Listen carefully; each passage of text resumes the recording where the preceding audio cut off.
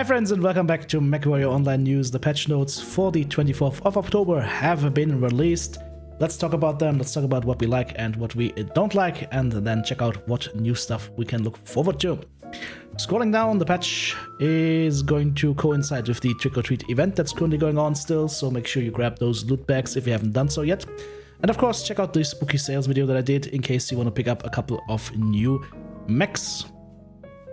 This patch will bring us more on the MWO Comp Championship Series, 2 legendary mechs, weapons adjustments, mechs, quirks, maps, bug fixes, and more. And also there are the loyalty reward mech stats available as well, so we can have a look at that as well after this. Now, what's happening with the Championship Series 2023? The support pack is still available, of course. We have raised over $23,000 in prize money, so that is really, really nice. New legendary battle mechs. Here we go. That is something we touched upon in the spooky sales already. The 2 new legendary mechs are going to be the Marauder Blight and the Vapor Eagle Gorwing. Each of these will sell for 15 bucks as always, and will come with a custom paint job, 30% C-bill boost, being a new variant. And also will come with a mini battle pass system driven by Mech XP that you can just finish at your own leisure. Plus some exclusive cockpit items, decals, colors, and bolt-ons. Here we have the Marauder Blight, looking good. It's one of those. I think it's the only Marauder that actually has 2 Dakar weapons, one on each side torso. I think this might actually be the only Marauder. Like, not even the Marauder 2 has that, right? So that's kind of interesting. Let's have a look what we get here. We have the standard loadout, Ultra AC-10s, triple light machine guns, double Ultra AC-10s, 2 light PPCs, and some ammo. Can anybody tell me if Ultra AC-10s can explode? Because I think that case should be in the arms in case those can't explode and not in the torsos. This looks a little bit weird to me right now, but maybe you guys can shed some light on them. Rapva says they can't, Sultan says they can't. So, okay, this is just weird then. Okay, maybe that might be subject to change. What I'm happy about is that we will have both side torsos for Dakar. These are going to be nice high mounts. Should be a lot of fun.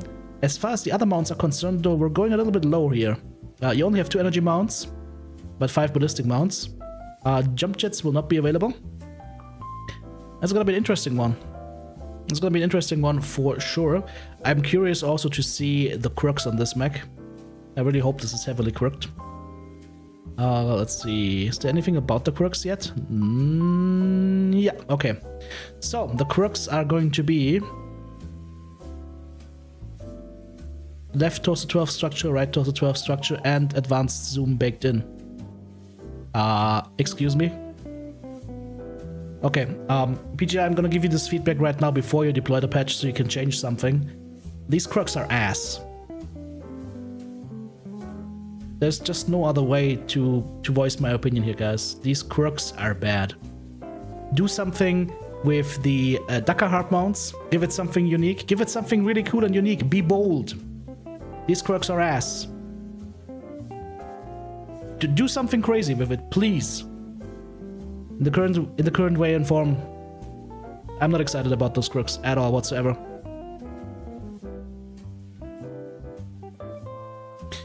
Okay, moving on to the next legendary mech, the Gorwing Vapor Eagle. This should be interesting as well. Let's have a quick look on that on full screen. By the way, paint job on the Marauder looks good. I like that. It's a little bit of like a structured design right here. You've got this like crisscross structure with some nuke symbols and whatnot. There's some stuff written on there. I would be curious to see what's written on there. It's probably something fun. Paint job looks good.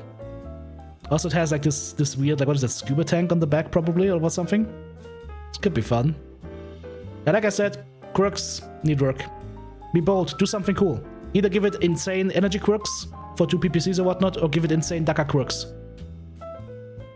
Ultra autocannon jam chance -100%. Make it happen. Do something cool here. You have the opportunity to do something really cool here. Be bold. Alright, let's talk about the Gorwing.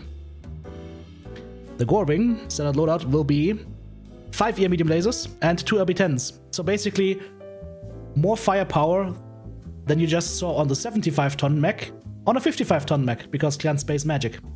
Okay, so the Goring will have the ability to jump, of course, as well. And will come equipped with 3 jump jets and 4 tons of LB10 ammo. This looks like a solid build out of the get-go. Like, there's nothing wrong with that. You got your 2 LB10s in the arms, you got some nice torso mounts, got a high mount here for the cockpit, which is gonna shoot from where? Now, it's still gonna be CT. So the cockpit mount is still going to shoot from the torso right here. Okay. This is gonna be shooting basically from slightly above the hip, very reminiscent of the Black Knight, for example. As far as quirks are concerned, what do we get here? 50% fall damage, extra armor on left arm and right arm, and 35% jump jet burn time. I wonder if this also comes without cockpit shake when you're jump jetting. If that's the case, it would be really cool. I mean, this looks solid. Nothing too crazy, but could be fun. I still think they could do something more. Like, if you want people to run LB10s with this, maybe give it some LB10 quirks. I don't know, 30% spread reduction, LB10, and some cooldown. Make it snappy, make it cool. Okie dokie, weapon adjustments.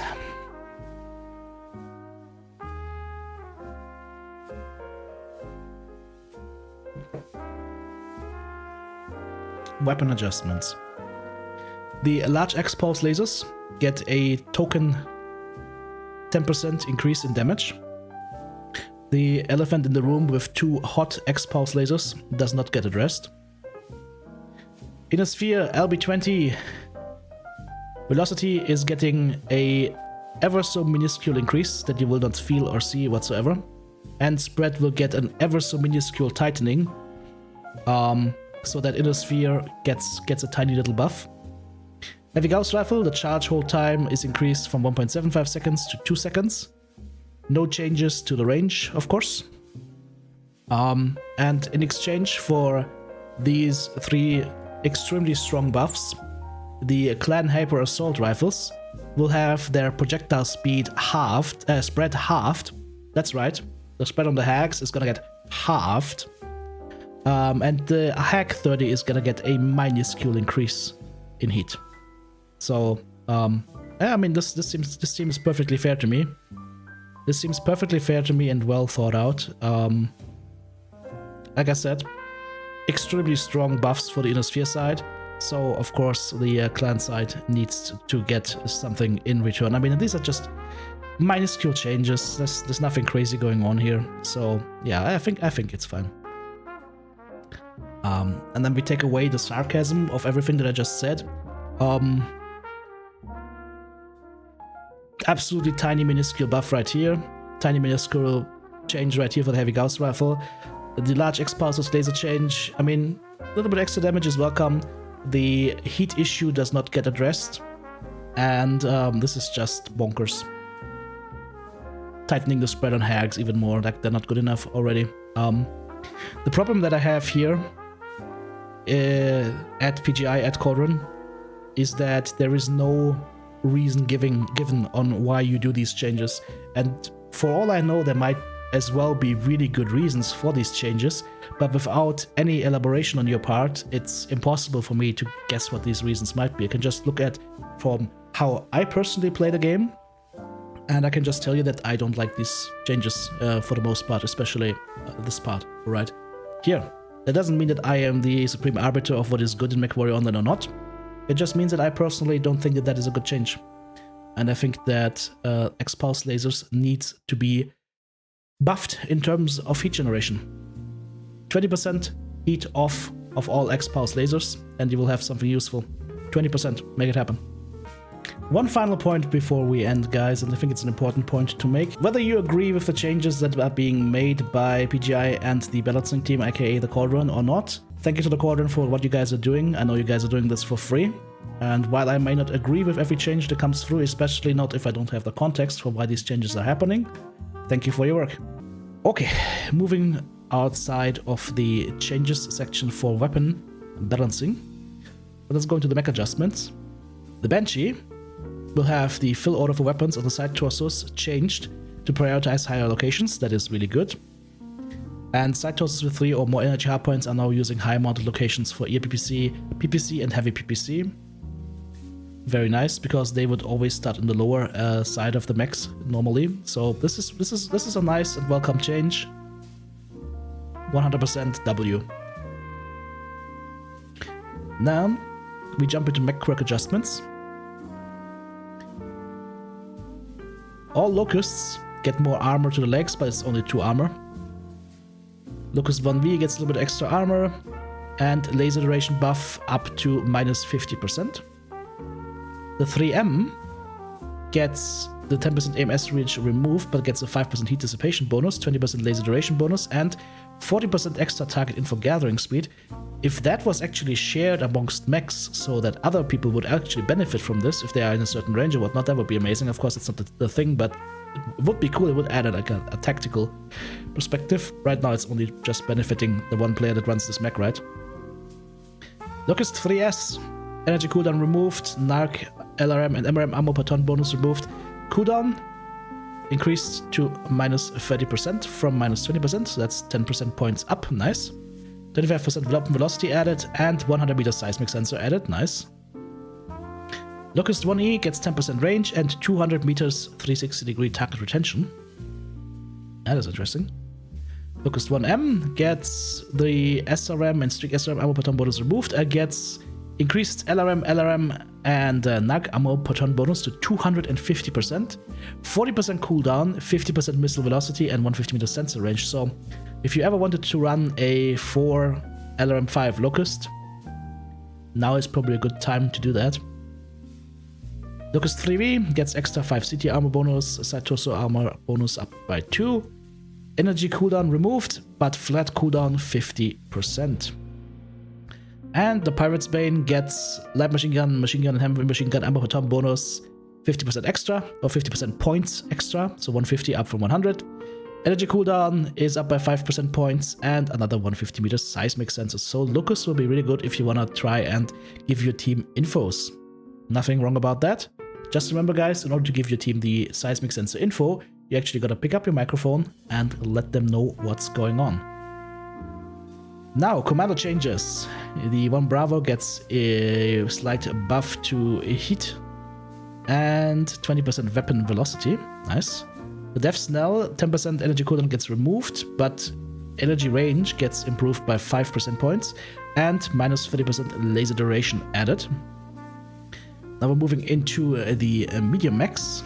All Blackjacks, excluding the Arrow, get extra 6 armor on the CT, and left torso and right torso also extra 6 armor.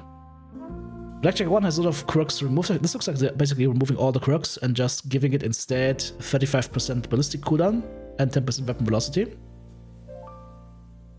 Then the Blackjack 1 DC will get increased ballistic heat to minus 20%, so that is 15% up, nice. Range up by 10%. And minus 50% weapon and jam chance for UX and Rex. Okay, that could be interesting. The Blackjack 1X, heat and overheat damage are getting removed. Instead, we get flat laser heat added and 15% medium laser family heat added. Yeah, the 1X is one of my favorites, so this is nice to see. Blackjack 3 is gonna get PPC family cooldown and PPC family heat. So that looks like we can run this with heavy PPCs again and see how it goes. That's a welcome change. Also gives it a very unique identity. Then Blackjack 2. Missile velocity up by 10%. Points. Range up by 5% points. And 10% cooldown added. The Blackjack Arrow. There we go. CT up +6. That's the same as the other ones though, right? So that's the same. It's up +6. It's just a little bit more tanky in total. And the other side torso is also up +6. So it's just a little bit more tanky than the other guys. Heat minus 10%. So 5% points better heat dissipation. Or heat generation, sorry. And then machine gun rate of fire up 20% points, and machine gun range up 10% points.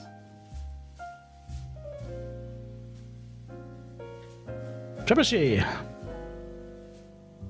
Missile cooldown up by 5% points on the 7M. Trebuchet 3 Charlie. Alarm cooldown up 5% points, 10% heat added, and minus 50% weapon spread added. That is interesting. So Trebuchet 3 Charlie with LRMs, 50% weapon spread. I wonder if that's better than Artemis or still worse than Artemis at this point. Then Trebuchet 5J. Missile cooldown and missile heat removed and just 10% flat cooldown added. So this is actually a, I want to say a nerf, at least if you want to run it with missiles. Trebuchet 5N. Oh, a lot of quirks are getting removed.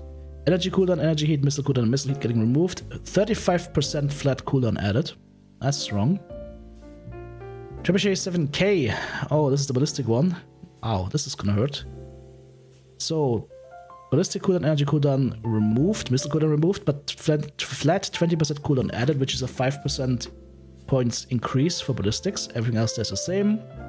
That's just consolidating. 10% flat heat and 20% weapon velocity. Nice. And our hero mech, the Lutagare, gets 15% points range improvement, but they removed the missile spread and the missile velocity, unfortunately.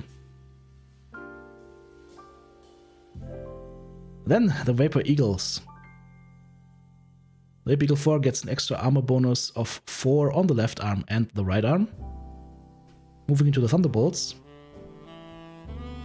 All variants, including the 10 SE, get extra 10 armor, no, 10 structure bonus on the left arm and right arm.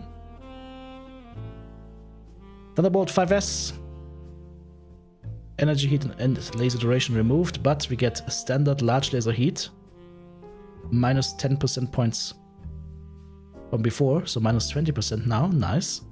And standard large laser heat skill limit +1, so 5S with 5 large lasers.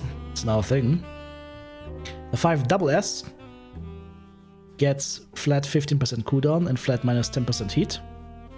And medium laser family range up by 15% points to a total of 30%. Okay. The 9SE, large pulse laser heat down by 5% points to minus 15. Nice. 10% cooldown and 15% large pulse laser range. I'm looking forward to playing this with large pulse lasers. This looks good. Thunderbolt 9S. Lots of stuff removed again, but we're getting buffs to ERPPC cooldown, heat and velocity. Up 5% point, up 5% points, and up 20% points on the velocity, plus flat 10% cooldown. Thunderbolt 10 SE. Weapon velocity, missile cooldown removed, armor bonus quirks removed.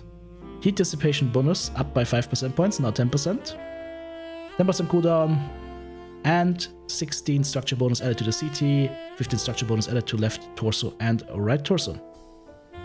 The top dog gets a flat 10% cooldown, nothing else gets changed. The awesomes are apparently all getting a minus 40% crit chance receiving, which is really nice and definitely needed because this thing is just wide as a barnyard. So that's good. The awesome 8V gets most of its quirks removed and gets 180% MRM velocity. That's interesting. So awesome 8V with MRMs could be really fun. Chargers. All variants will get their mech top speed increased by 2.5% points, now 10%. The Charger 1A1 and the 3K get an extra 5 CT armor, extra 5 left torso, right torso armor, extra 5 arm armor. The 1A1 gets a 5% point buff to heat. Standard and ER small laser cooldown increased, or buff increased by 15% points, now minus 65% on the cooldown. And the range gets increased by 15% points to 65. So Charger 1A1 could be something we need to try out as well. Charger 1A5, the AC20 cooldown gets removed, but instead it just gets added as a flat cooldown, 5% points improvement here. City armor bonus 10 up. left torso and right torso up 10, and the arms and legs up 10 as well, so they're really adding a lot of armor on that mech. Charger 3K, laser heat scale limit +2 from +1, okay, and 20% weapon velocity. Okay, but missile spread and missile velocity removed, but of course the 20% weapon velocity makes more than up for that. Charger number 7, they had a chance to do something good here, they didn't use that chance. The Charger number 7 will be crit immune now, and will have extra nice structure bonus, but the Charger number 7 has a very low amount of weapon hardpoints, and I would have expected to see something here like a binary laser cannon heat scale limit +1 or something like that. Yeah, it just needs help. It is a mech that's super tanky but completely under-weaponized, unfortunately. Merachi Scorch gets 15% weapon velocity. The Banshee Llama Lynch gets a energy weapon heat skill limit +1 general perk, so it doesn't matter if it's binary laser cannons or PPCs. +1 heat skill limit right here. This is gonna be nice. Map adjustments. Test map A. Placed boundary walls. Okay. Next. Viridian Bog replaced most of Lilypad Forest in the lower section. Now it's just gonna be trees and some shrubbery on the ground. Lily pads are gone now, with the exception of the lily pads on the corners here. So the lily pads were removed because of the borderline cheating with user CFG files. Of course, it's perfectly legal, but depending on how you see it, I see it in a way that if it is not an option for everybody to select just from the in-game client, it is legal cheating, basically. That's how I see it. So, glad that they're doing that. What I wonder though is why they just don't lock down the corresponding options in the user CFG file. Miscellaneous adjustments. All legendaries retroactively given bolt-on support. So all legendary mechs will have bolt-on support now, but some bolt-ons may not work. Dreadnought and Scattershot are now available in the store for MC, no CBIL release date yet. And the hags will now have the proper Gauss barrels.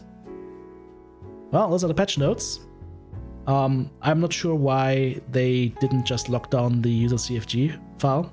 Maybe it needs dev time and they didn't have that, so they used map maker time instead. That's potentially the reason here. I think that's a good change. I mean, if you can't lock it down in the CFG file, then doing this kind of change is definitely the only thing they can do. As far as the quirks are concerned, there's some interesting changes here. I would have just liked them to be a little bit more bold in some cases. Some are really interesting, like that awesome 8V. That's a very unique quirk, I like that. We'll have to play these mechs and see how they go. As far as the balancing changes or weapon adjustments are concerned, that to me, once again, is an L. Some things that I think were not needed, and some things that are just going to be so minuscule that, yeah, whatever. And the new legendary mechs, the Gorwing is interesting, could use a couple more quirks.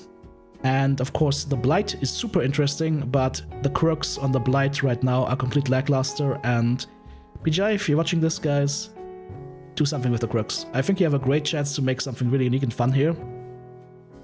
Make it happen. Give it something cool.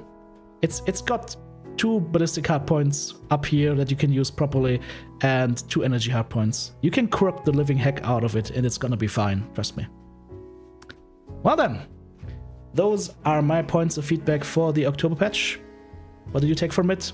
Do you agree with me? Do you disagree? Let me know in the comments below. Thanks for watching. Thank you so much, supporters. Couldn't do it without you. If you want to join Team TTB, check out the join button right here on YouTube, super thanks button in the comments section, or of course the links to Patreon or the merch store listed in the video description.